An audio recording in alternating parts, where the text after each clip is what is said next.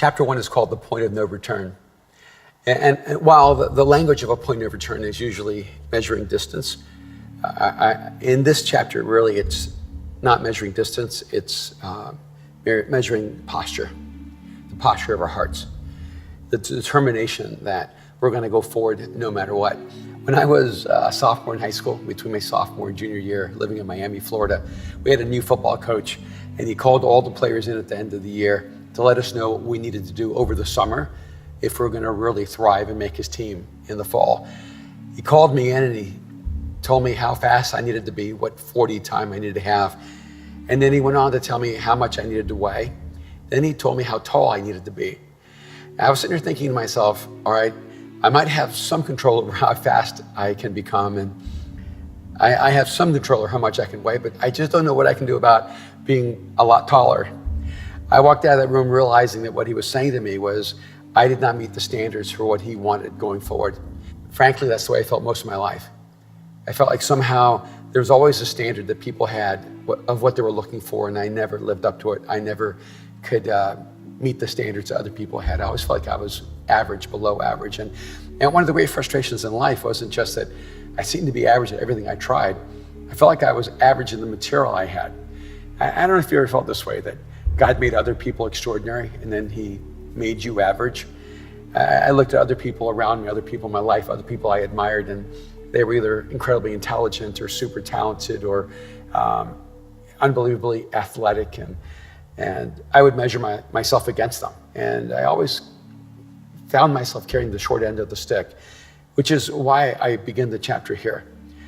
The reality is that when we aspire to do anything meaningful, when we aspire to any level of greatness, if we're honest with ourselves, if we're incredibly self-aware, we will find ourselves falling short of what is needed to accomplish something great. And the longer I've lived, the more I've discovered something. It's really not about how smart you are, or how talented you are, or how gifted you are, or how much, quote, potential you have.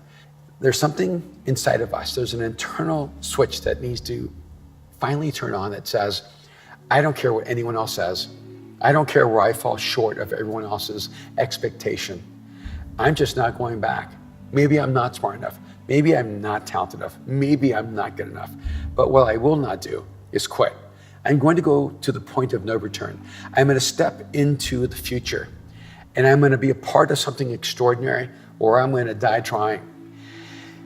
I wish I could say that the material in this chapter was easy to absorb and easy to take on as your life, but it's not.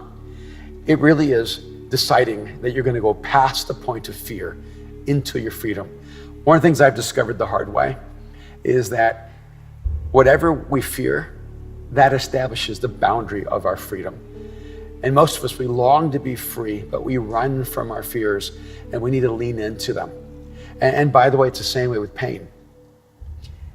Pain usually establishes the parameters of our freedom.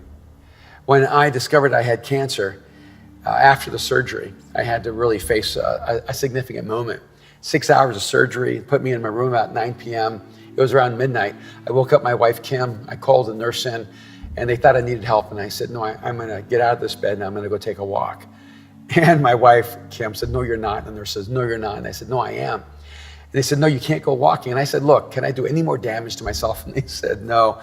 I said, then I'm getting up and I'm going walking, because I knew that the sooner I walked, the sooner I could walk out of that hospital. Then the nurse looked at me and said, well, would you like some painkillers before you step out of the bed? And I looked at her and I said, no, I want to know how much pain I'm in, because I know this. If I can face this pain, I can face whatever pain is ahead of me. And it hurt. I wish I could tell you there was no pain and that I somehow psychologically or mentally blocked out all the pain.